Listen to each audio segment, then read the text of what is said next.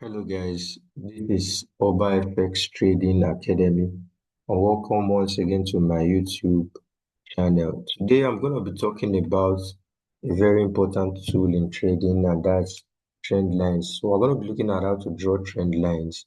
But before we do that on our chart, let's look at what trend lines are, the types of trend lines. Then we can now proceed to how to draw these trend lines. So first of all, what are trend lines? Trend lines are bounding lines in trading that helps us to know the direction of a trending market. So they are bounding lines that tells us about the direction of what a trending market. Now we know that most of the time the market is either trending upwards in what we call an uptrending market, in the case where the market makes a series of higher highs and higher lows. Now, in this case, we say that we have an uptrending market. So what does the trend line do? The trend line helps to bound this price movement, telling us where price stops and takes off from. So we can see that in this example here, price stopped at this point of the trend line, took off from it, came back to it. So this tells us that this market is moving in an upward direction. Now the opposite of this is a downtrending market. Now in this case, the market makes a series of lower highs and lower lows. Now I talk about this a lot in my analysis videos. So when this happens, all we also need to do is to come here and place a trend line to show us that this market is moving the downwards direction. Now, these types of trend lines are categorized as directional trend line. So the second category of trend lines are what we refer to as durational trend line. Now, just from mentioning duration, now our minds will quickly go to the fact that we're talking about time. So durational trend lines, they tell us about the time frame that this trend line covers. Now, what do I mean? It simply means that trend lines can be drawn on either the higher time frames like the weekly time frame, or the much lower time frames like maybe the 15 minutes or the 30 minutes or 1 hour time frame. So the question would now be, what's the difference between a trend line drawn on the higher time frame like the weekly and that drawn on the much lower time frame?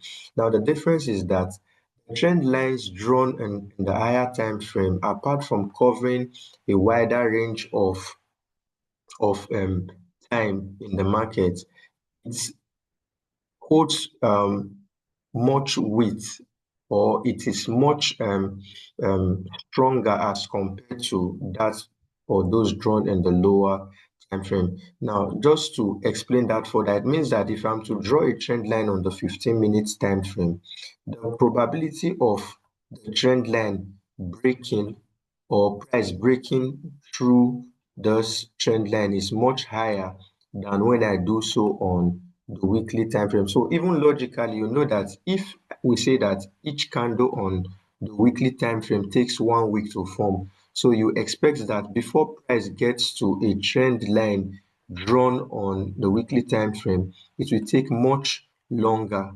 than a 15 minutes time frame. So what have we said thus far? Trend lines are bounding lines that helps us to know about the direction of the market, and that these trend lines can be categorized into two types: directional trend line, which are the uptrending and the downtrending trend lines, and then durational trend lines, which are drawn on different time frames. So we say the directional trend lines are uptrending or downtrending, and that the uptrending are trend lines drawn in a market that makes a series of higher highs and higher lows, while those in the downtrending market are those drawn when price makes a series of lower highs and lower lows. However, we also said that the durational trend lines are those drawn in either the higher time frame or the lower time frame. So without wasting much time, let's look at examples of these trend lines in the market. So we can combine both directional and durational together when taking this example. So this is the price chart of Bitcoin, and we are currently on the weekly time frame. So now on this weekly time frame, if I'm to draw my trend line, all I simply need to do would be to take this trend line tool. You can find them as part of your analysis to come to the week, come to the lowest point of the market and draw upwards. Then I can now make the adjustment. Personally, when drawing my trend line, I like doing so by making sure that the line touches the tip, or rather the wick of the candles. Now, it is not wrong if you find your trend line cutting across the wick. But however, one thing you must not do is to draw your trend line to cut across what the body of the candle. So this is the wrong way to draw trend line. This is an acceptable way, but I personally like having my trend lines touch the wick. Now, the reason I prefer this method is because if it cuts across the wick, let's say let me adjust this, let's move this upwards, let me make this adjustment. Now I have this on the wick. If we go to a much lower time frame, which is the daily time frame, we can see that it is still touching the wick. So let me go back and show you guys something. If we go back to the weekly time frame and I take it to cut across the wick, and then again we go to the daily time frame, we can see that it will look as though the line is now cutting across the body of the candle. This simply because a wick in higher time frame would show as what a body, a candle body in the lower time frame. Let's do this again. Now this is still an example of an uptrending line on the daily time frame. Now this is the trend line I just drew now is touching the tip of the candle. So let's say, for example, I make it cut across the wick.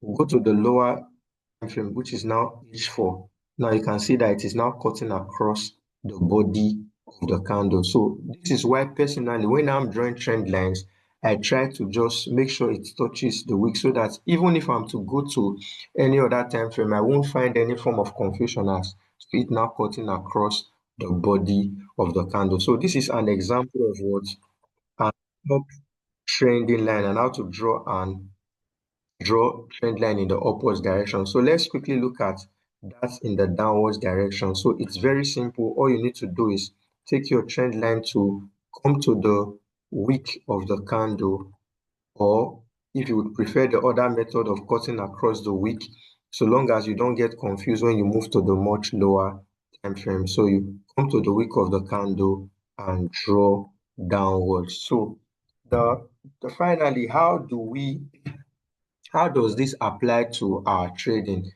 So if we are to look at this example of the uptrending line, we could see that when price left this point, immediately price bounced off the trend line, it continued upwards. So what this simply tells us is that we'll be hoping that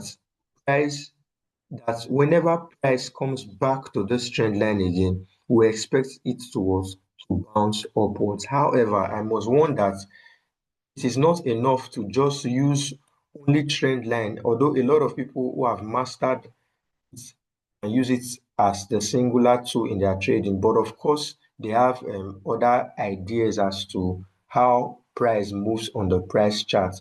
But I would advise that you use trend line as part of your confluence when analyzing the market, and not make it like a standalone tool. Like immediately price just gets here, you start buying. So there are other things you would need to also look out for in the market. But back to the use of the trend line, we can see that when price left this place, it immediately touched this trend line, bounced off and went off. So I'll now be expecting that if in the future price comes back to make like a third touch of the trend line on any part of it, that the same thing would be expected to what happen. The same applies to the downtrending line. Price got here, came down, got back to the trend line.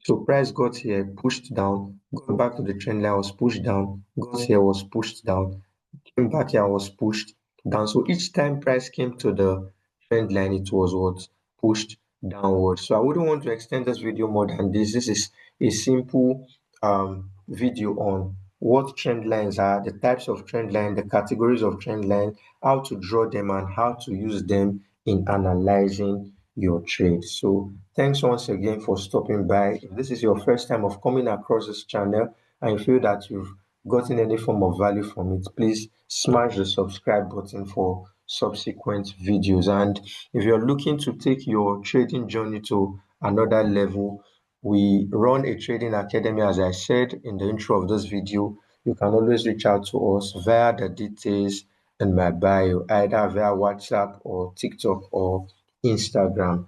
Thank you once again and cheers.